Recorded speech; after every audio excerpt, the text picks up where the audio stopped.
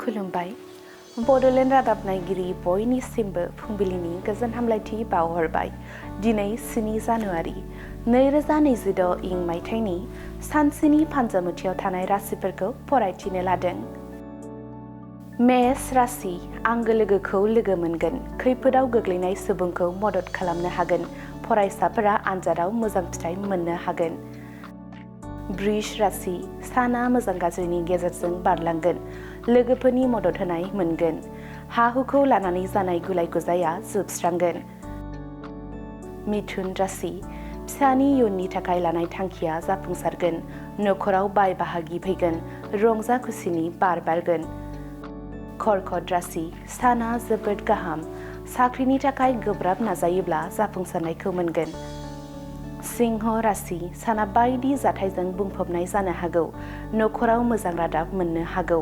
बिदा-फंबायनि गेजेरनि सोमोन्दोआ गुलाय गुजाय जानो हागौ।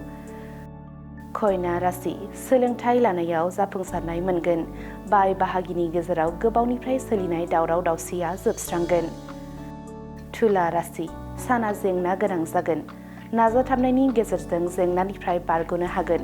गोसोखौ गोरा खालामना जुजिनांगोन। वृश्चिक राशि लासैयैब्लाबो आखायाव लानाय खामानिफोरखौ जाफुंसारहोनो हागोन। रांखावरि आखायाव फैगोन। नखरनि हेफाजाब होनाय मोनगोन। धनु राशि गोबावनि मोननांगौ रांखौ दिनै मोनगोन। नाजाथाबनायाव जाफुंसारगोन। मकर राशि फिसानि जौगानाया गोसोखौ गोजोननाय होगोन। थांखि लानायाव जाफुंसारनाय मोनगोन। कुम्भ राशि सिगाङाव मावबोनाय गोरोन्थिनिफ्राय सोलोंनाया जाफुंसारनायनि लामा दिन्थिगोन। थांखि लानाया जाफुंगोन। मोजां सान। मीन राशि नखराव बाय बाहागि फैगोन। रंजा खुसियै सम बारहोनो खाबु मोनगोन। बायजोआव थाङोब्ला सांग्रां थानांगोन। दिनैनि राशि फरायथिनाया एसेनोसै।